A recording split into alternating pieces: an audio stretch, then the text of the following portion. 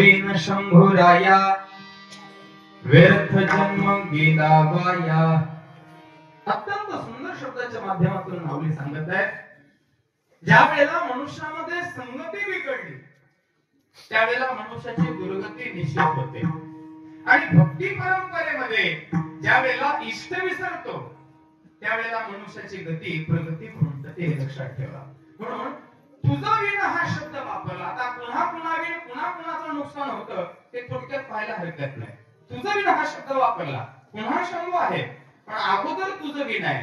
आता तुझं हा शब्द वेगळा आहे, म्हणजे आपल्यापेक्षा दुसरा कोणीतरी आहे.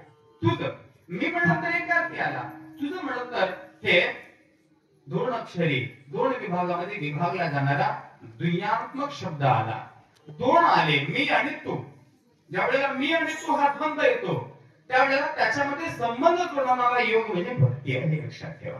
म्हणून माऊली या ठिकाणी सांगतात, तुझ्याशिवाय माझं जन्म उपयोगाचा नाही. आता कुणाशिवाय कुणाचा उपयोगाचा नाही तर एक लक्षात घ्या, तारुण्य मुलाच्या जीवनामध्ये योग्य पत्नी जर नाही आली तर त्याचा जन्म वाया आहे. स्वाभाविक आहे का? एखाद्या योग्य मुलीच्या जीवनामध्ये जर योग्य अनुकूल करून नाही आला तर तिचं आयुष्य सुद्धा वायाच आहे, विनाकारण आहे ना. कारण की आई वडिलांनी लावून देणं वेगळं आणि लावून दिल्यानंतर ते आपल्या विचाराशी जुळणं वेगळं. लक्षात आलं? काही गोष्टी स्वीकारल्या जातात आणि काही गोष्टी लादल्या जातात. पूर्वीचा काळ होता ज्या गोष्टी स्वीकारल्या जायच्या, पण आताचा काळ आहे त्या लादल्या जातात. जिथं लादणे आहे तिथं दुःख येण्याची शक्यता आहे, पण जिथं स्वीकारल्या जातात तिथं आनंद असेल तर स्वीकार आहे, नाहीतर म्हणून त्याला स्वयंवर म्हणायचे. काय म्हणायचे? बरोबर आहे ना? तुम्ही आता पुराण सगळे कथाकार आहेत, माहित आहे तुम्हाला, पोते वगैरे वाचले. पूर्वीचा काळ म्हणजे कशाचा होता? स्वयंवर. इच्छेप्रमाणे निवड करणे, आपल्या पुरुषार्थाला ओळखून आपल्या योग्यतेचा आपल्या अनुकूलतेचा आहे का याचा सारासार विचार करून निवडला जायचं. तसं संतांनी या ठिकाणी तो शब्द वापरत असताना सांगितले, तसं स्त्रीच्या जीवनामध्ये योग्य पुरुष नाही आला तर जन्म वाया. पुरुषाच्या जीवनामध्ये योग्य अनुकूल विचारवंत पत्नी जर विचाराधीन नसलेली जर मिळाली तर जन्म वाया. ज्या वेळेला दोघांच्या संसारामध्ये आलेली आपत्ती, आपत्ती म्हणजे संततीवर का विपत्ती नाही ते, आपत्ती जर आज्ञाधारक नसेल तर माता पित्याचा जन्म वाया. आणि समजा एवढा सगळं मिळून सुद्धा जर शरीर जर प्रकृती साथ देत नसेल तर सगळं काही. हा झाला भौतिक विचार. पण साधू संतांनी याच्या पुढचा विचार दिलेला, या सगळ्या गोष्टी तर होणार आहेत, संसाराच्या काही या सगळ्या गोष्टी होणार आहेत, पण ज्या परमात्म्याने ही सृष्टी निर्माण केली, ज्या ईश्वराने ही सृष्टी निर्माण केली आणि ज्याने या जीवाला जगतामध्ये पाठवलं त्या परमात्म्याचा विसर पडणे म्हणजे स्वतःच्या आत्मतत्वाचा विसर पडणे. शिवाय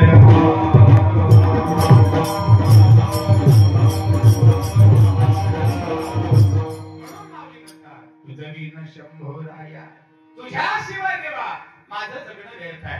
प्रसंग सांगतो तुम्हाला, ज्या वेळेला प्रभू रामचंद्र हे लंकेवरती विजय मिळवण्यासाठी समुद्र उल्लंघन करण्यासाठी वानर सैन्याला घेऊन कुठपर्यंत आले? समुद्र काठावरती आले.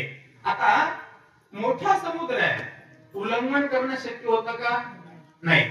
फक्त एकमेव जर हनुमंतरायांना जर सोडलं तर बाकी कुणामध्ये ते सामर्थ्य नव्हतं. आता हनुमंतराव एकटे जाऊन लढावं आणि रावणाला हरवून माता सीतेला आणावं हे काही होणं योग्य नव्हतं की मला हे होणं शक्यही नव्हतं.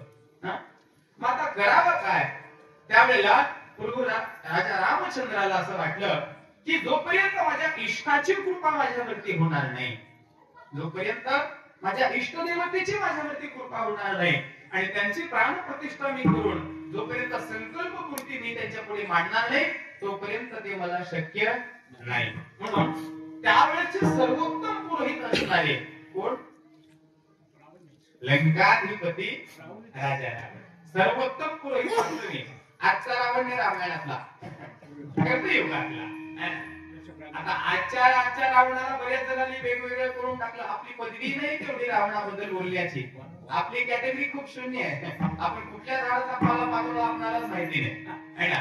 4 वेद शास्त्र 18 पुराणाचा प्रकांड पांडित्य प्राप्त करणारा तो राजा रावण, लंकाधिपती रावण, ज्यांनी परमात्म्याचं आत्मलिंग मागण्याचं सामर्थ्य त्याच्यामध्ये होतं आणि तशी मागणी सुद्धा त्यांनी मागितली होती. आता त्याचं दुर्भाग्य काहीतरी पाप असेल, काहीतरी अवगुण असतील म्हणून ते त्याच्या लंकेपर्यंत आलं नाही, तो भाग वेगळा झाला.